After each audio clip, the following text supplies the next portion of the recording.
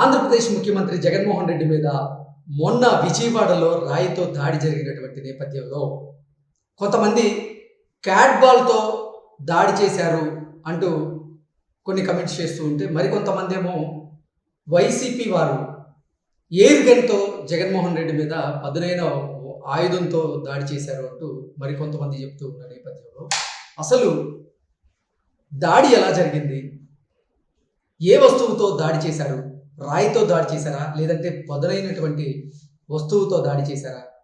అసలు తెర వెనక ఏం జరిగింది అనే అంశానికి సంబంధించి మనతో మాట్లాడేందుకు ప్రముఖ రాజకీయ విశ్లేషకులు ఉప్పలపాటి శ్రీనివాస్ చౌదరి గారు మనతో ఉన్నారు. ఆయనతో మాట్లాడారు. శ్రీనివాస్ గారు నమస్తే అండి.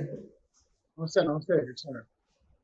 ఆంధ్రప్రదేశ్ ముఖ్యమంత్రి జగన్మోహన్ రెడ్డి మీద బెజవాడలో రాయి దాడి జరిగినటువంటి నేపథ్యంలో వైసీపీ వారేమో పదునైనటువంటి ఆయుధంతో దాడి చేశారు, దానికి ఎయిర్ గన్ని వాడుంటారు అంటూ వారి అనుమానాలు వ్యక్తం చేస్తున్న నేపథ్యంలో కొంతమంది ఏమో లేదు క్యాట్ బాల్తో దాడి చేసి ఉండొచ్చు అని, కొంతమంది రాయితో దాడి చేసి ఉండొచ్చు అని, మరికొంతమంది రకరకాల వాదనలు వినిపిస్తున్నటువంటి నేపథ్యంలో అసలు ఆ రోజు ఏం జరిగి ఉంటుంది? ఇది వ్యూహాత్మక దాడా లేదంటే ప్రభుత్వ వైఫల్యం వల్ల జరిగిన దాడా అంటే ఏం చెప్తారు? ఉల్ఫ్ టీవీ ప్రేక్షకులకి కృష్ణ గారు మీకు నా నమస్కారాలు తెలియజేసిన పట్ల ఈరోజు రాష్ట్రంలో హై ప్రొఫైల్ ఉన్నటువంటి నాయకులు బాబు గారు కానీ, పవన్ కళ్యాణ్ గారు కానీ, అలాగే ముఖ్యమంత్రి గారు కానీ ఎన్నికల్లో ప్రచారంలో భాగంగా నేరుగా ప్రజల్ని కలుస్తున్నారు. ఇది ఒక రకంగా చెప్పాలంటే ఎన్నికల ముందు ప్రతి నాయకుడు చేసే పని. కానీ ఎవరైనా సరే ముందస్తు జాగ్రత్తలు, ఇంటెలిజెన్స్ రిపోర్ట్స్, అలాగే నిఘా వర్గాల యొక్క వివరాలు సేకరించి ముందుగానే సీఎం గారి రూట్ మ్యాప్ అధికారులకు ఇస్తారు. ఇక్కడ మాకు అనుమానాలు రేకెత్తిస్తున్న విషయాలు జగన్మోహన్ రెడ్డి గారి మీద జరుగుతున్న రాయిదాడి కావచ్చు, అలాగే వివిధ పార్టీ నాయకులు చంద్రబాబు నాయుడు మీద రాళ్ళేశారు, పవన్ కళ్యాణ్ మీద రాళ్ళేశారు, చాలా ఉత్కంఠ రేపే అంశాలు చూస్తుంటే ప్రొవోక్ చేసి అంటే రెచ్చగొట్టి కుల మత ప్రాంతీయ భేదాలతో పాటు నాయకుల అభిమానులతో గేమ్ ఆడుతున్నారా అని ఒక అనుమానం కలుగుతాడు. అయితే ఇక్కడ ఇంకో విషయం కూడా మీకు చెప్పాలి. ఏదైతే జగన్మోహన్ రెడ్డి గారు క్యాటర్ బాల్తో కొట్టారా, ఎయిర్ గన్తో కొట్టారా, రాయితో కొట్టారా అనే అంశం పైన 4-5-6 అంశాలపై నాకు అనుమానం కలుగుతుంది. ఎప్పుడైతే జగన్మోహన్ రెడ్డి గారు ముఖ్యమంత్రి గారు నిజంగా ఎవరు దాడి చేసినా, ఏ పార్టీ నాయకుడి మీద దాడి చేసినా ప్రజాస్వామ్యానికి విరుద్ధం, దాన్ని ఖచ్చితంగా నిర్మోహమాటంగా ఈ దాడులను ఖండిస్తున్నాం. కానీ ఇది దాడా కోడికత్తి డ్రామా 2నా? ఇక్కడ 2-3 అంశాలు ఒక అనుమానం వ్యక్తం. ఒకటి, బస్సుకి చుట్టూ 16 కెమెరాలు ఉంటాయి. ఆ కెమెరాలో ఎక్కడ ఎవరు రాయేసింది కనపడలేదా? 2, జగన్మోహన్ రెడ్డి గారి పర్యటన డ్రోన్ కెమెరాలతో చిత్రీకరిస్తారు. మరి ఆ టైంలో డ్రోన్ కెమెరా ఎందుకు లేదు? నెంబర్ 3, కరెంటు ఆ టైంలోనే 3 సార్లు 4 సార్లు ఆపేశారు. ఆపేసేది వేసేది. ఎందుకు ఆపినట్టు? హై ప్రొఫైల్ ఉన్నటువంటి ముఖ్యమంత్రి, రాష్ట్ర ముఖ్యమంత్రి పర్యటన సందర్భంగా విద్యుత్ ఎందుకు ఆపుతున్నారు? దీనికి కారకులు ఎవరు? 4, పూర్తి స్థాయిలో సిబ్బంది జగన్మోహన్ రెడ్డి గారు చుట్టూ ఉంటారండి కాసుకొని.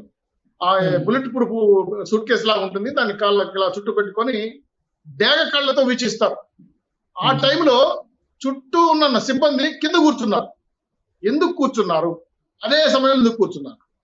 3, 4, 5వ పాయింట్ ఏంటంటే, వెనకాల ఒక కెమెరామ్యాన్ షూట్ చేస్తుంటాడు, ముందర ఫోటోగ్రాఫర్ ఫోటోలు తీస్తుంటాడు. వీళ్ళు కూడా లేరు అక్కడ. ఎందుకు లేరు? 3. ఇంకా 6వ పాయింట్, రో పార్టీ కానీ సీఎం గారి యొక్క వ్యక్తిగత భద్రతా సిబ్బంది కానీ ఎప్పుడైనా ముఖ్యమంత్రి పైకి ఎక్కినా కిందికి దిగినా తల మీద ఇట్లా దూరంగా చేయబెట్టి తగలకుండా ఇది దిగులు తిప్పుతారు. కానీ ఆ ఛాయల్లో కూడా వాళ్ళు ఎవరు లేరు. ఎందుకు? నెక్స్ట్ 6వ 7వ పాయింట్, ఆ పోలీస్ స్టేషన్ పరిధిలో, విజయవాడ పోలీస్ స్టేషన్ పరిధిలో చాలా మంది చిల్లర రాజకీయాలు చేసే వాళ్ళు ఉన్నారు. బంగ్యాకు తాగేవాళ్ళు కానీ, క్యాటర్ బాల్తో పావురాలను పిచ్చుకలు కొట్టే కొంతమంది నైపుణ్యం కలిగిన వ్యక్తులు అక్కడ ఉంటారు. వాళ్ళు ఉదయాన్నే 4 గంటలకు లేచి ఆ ఏరియాలో ఉంటారండి. వాళ్ళు అవి తిరిగి కూడా వాటిని తీసుకొచ్చి తింటారు. నాకు కనుక్కున్న ఆ విషయాన్ని. క్యాటర్ బాల్ చూసి కొట్టేవాళ్ళు వాళ్ళు అక్కడ సిబ్బంది, ఆ జనాలు అక్కడ తాచాడే టైం అంటారు. అంటే అసాంఘిక శక్తులు తాచాడే టైము. ఆ ఏరియా కూడా మంచి ఏరియా. మరి ముందే రూట్ మ్యాప్ ఇచ్చిన సీఎం గారి సిబ్బంది అక్కడ డిఎస్పీలు కానీ, ఎస్పీలు కానీ, సీఏలు కానీ ఈ క్యాటర్ బాల్తో కొట్టే నైపుణ్యం కలిగిన వ్యక్తులు ఆ ప్రాంతంలో ఉన్నారు కాబట్టి వాళ్ళు జులాయిగా బిహేవ్ చేస్తుంటారు కాబట్టి వాళ్ళని ఎందుకు అదుపులోకి తీసుకోలేదు? 2 వాళ్ళు ఉన్నారా లేదా? నెక్స్ట్ 8వ పాయింట్, ఉదయాన్నే బస్సు నుంచి బయలుదేరేటప్పుడు భారతి గారు జగన్మోహన్ రెడ్డికి టాటా చెప్తారు. బంగారం జాగ్రత్త, బంగారు జాగ్రత్త, బంగారు జాగ్రత్త అని. ఎవరా బంగారు, ఏమి జాగ్రత్త? ఈ 2వ పాయింట్. 10వ పాయింట్, జగన్మోహన్ రెడ్డి గారు గాయమైన తర్వాత సిబ్బంది అంతా లేస్తారండి. లేచినప్పుడు ఆయన సున్నితంగా మీరు కూర్చోండి, నాకు పనుందని మళ్ళీ కూర్చోబెట్టి అని మొక్కుతారండి. ఇది దేనికి సంకేతం? అంటే నాకు గాయమైంది మీరు చూడండి అని చెప్తారా? గాయమైన వ్యక్తి బాధలో ఉండి నాకు దెబ్బ తగిలింది ముందు హాస్పిటల్కి పోదాం కదా అంటారా?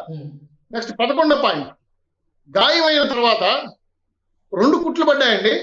12 మంది డాక్టర్లు, 12 మంది నర్సులు, 5 మంది ఏఎన్ఎంలు.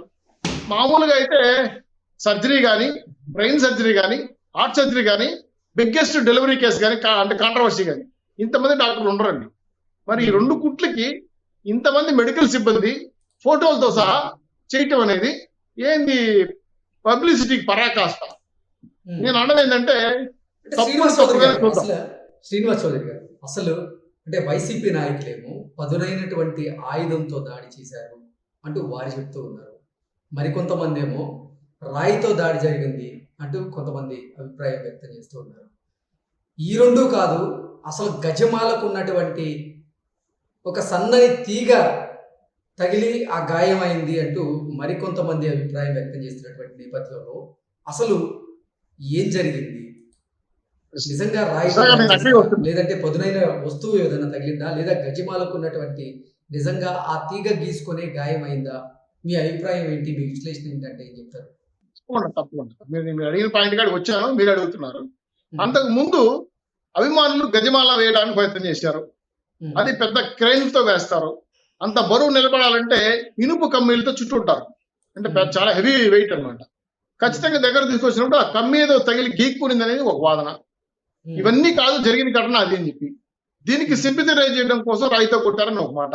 సరే, ఇవన్నీ పక్కన పెడదాం. కృష్ణ గారు, ముఖ్యమంత్రి వ్యక్తిగత భద్రతా సిబ్బంది, గుండంచెల సిబ్బంది ఈరోజు ఎక్కువ మంది పెంచుకోవడం కనుకో వీళ్ళంతా ఏం చేస్తున్నారని, పోలీస్ వ్యవస్థ, నిఘా వ్యవస్థ, అలాగే ఇంటెలిజెన్స్ వ్యవస్థ ఏం చేస్తా ఉందని ఒక క్రిటికల్ ఇబ్బందికరమైన ప్రాంతానికి పట్టణం చేస్తున్న జగన్మోహన్ రెడ్డి గారిని పరిరక్షించాల్సిన బాధ్యత మీకు ఉందా లేదా?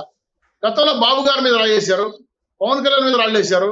గతంలో ప్రతిపక్షంగా ఉండేటప్పుడు జగన్మోహన్ రెడ్డి గారు పండబూతులు తిట్టాడు బాబు గారిని, ఉరిపోయాలి, షూట్ చేయాలి, ఊరి కాల్ చేయాలని చాలా మాటలు మాడారు. ఇప్పుడు పట్టణం పోయేటప్పుడు ఖచ్చితంగా ఎన్నికల టైం ఇది. ఎన్నికల టైంలో పూర్తి స్థాయిలో ఈ డ్రామా ప్లే చేయడానికి కారణం ఏంటి?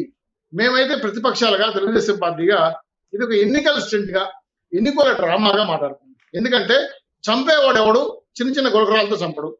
రాయలసీమ ఫ్యాక్షనిజం ఎలా ఉంటుందంటే బాంబులు వేస్తారు, అవసరమైతే తుపాకులతో కాలుస్తారు.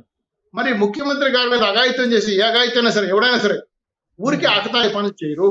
చేస్తే చూడండి సార్, 16 క్లైమోర్ మ్యాన్స్ పెడితే 30 అడుగులు లేచి కింద పడింది కారు. బాబు గారు, చంద్రబాబు గారు దులుపుకొని సర్దులుపుకొని పదండి ప్రజాసేవ చేద్దామన్నాడు. అది రాజకీయం. చిన్న రాయి తగిలిందని, లేదా పిచ్చిక గిగ్గిందని, లేదా ఇనుము కమ్మి తగిలిందంటే దీనికోసం ఇంతమంది మెడికల్ సిబ్బందిని, భద్రతా సిబ్బందిని ఊరికే అతలాకుతలం చేయడం అనేది కరెక్ట్ కాదు. దీన్ని ఆసరాగా చేసుకొని వైఎస్ఆర్సీపీ ఎమ్మెల్యేలు, ఎంపీలు, కార్యకర్తలు ఇదేదో చంద్రబాబు నాయుడు చేయించాడు, కుట్ర చేశాడు, చంపేసేయాలని ప్రయత్నం చేశాడంటే సరే ఇవన్నీ పిల్లలాటగా, నవ్వులాటగా మారుతా ఉంది. ఎందుకు అలా వస్తుందంటే బాబు గారికి ఏం అవసరం, ముఖ్యమంత్రిని చంపడానికి అవసరం? రాజకీయం ఎదుర్కొంటాం కానీ హత్య రాజకీయాలు తెలుగుదేశం పార్టీ దూరం అండి. ఇంతవరకు నాకు తెలిసి చరిత్రలో 42 ఏళ్లలో తెలుగుదేశం పార్టీ హత్య రాజకీయాలు చేసింది లేదు. జగన్మోహన్ రెడ్డి గారు అయితే వ్యక్తిగతంగానే వాళ్ళ కుటుంబం ఫ్యాక్షన్ కుటుంబం. వాళ్ళు బాంబుల్లో పుట్టారు, బాంబుల్లో పెరిగారు. అచేతనంగా రాజారెడ్డి చనిపోయాడు, అచేతనంగా వైఎస్ రాజశేఖర్ చనిపోయారు, వాళ్ళ వివేకానంద గారు చనిపోయారు. వాళ్ళ కుటుంబాల్లో చాలా మంది ఎందుకు చనిపోయారో, ఎవరు తప్పు చనిపోయారో తెలుసుకోవాలని ప్రశ్నలో ఉన్నాం. అంటే అటువంటి ఫ్యామిలీ బ్యాక్గ్రౌండ్ ఉన్నటువంటి ముఖ్యమంత్రి గారికి ఇటువంటి గాయాలు జరిగినప్పుడు, ఇటువంటి అటాక్ జరిగినప్పుడు తగిన సిబ్బంది, తగిన నిఘా వర్గాలు జాగ్రత్త తీసుకోవాల్సిన అవసరం ఉందా లేదా? అయితే ఇది డ్రామానా, ఎన్నికల కనుకట్ట, లేదా కోడికత్తి పార్ట్ 2నా అని ఆలోచించాల్సిన బాధ్యత నిఘా వర్గాల మీద ఉంది. దీని మీద నేను సిబిఐ ఎన్క్వైరీ చేయమని చెప్తాను, సిట్ చేయమని చెప్తాను. ఖచ్చితంగా ఎవరైతే దీనికి కారకులైనారో వాళ్ళ పట్టిని ప్రజాహితం నిలబడాల్సిన బాధ్యత ఈ ప్రభుత్వం మీద ఉంది. ఎలక్షన్ కమిషన్ మీద సిబిఐ రిపోర్ట్ చేయమని చెప్పాం, సిబిఐకు నేను రిపోర్ట్ చేయమని చెప్పాం. ఇవన్నీ దృష్టిలో పెట్టుకుంటే ఖచ్చితంగా జగన్మోహన్ రెడ్డి గారి యొక్క వాహనం మీద జరిగిన దాడుల పైన కెమెరాస్ 100% ఉన్నాయి కాబట్టి సీసీ ఫుటేజ్ పరిశీలించి ఖచ్చితంగా దీని మీద హంతకులు తేల్చాల్సిందిగా మీ ద్వారా విజ్ఞప్తి చేస్తున్నారు. ఈ దాడిని తీవ్రంగా ఖండిస్తున్నారు.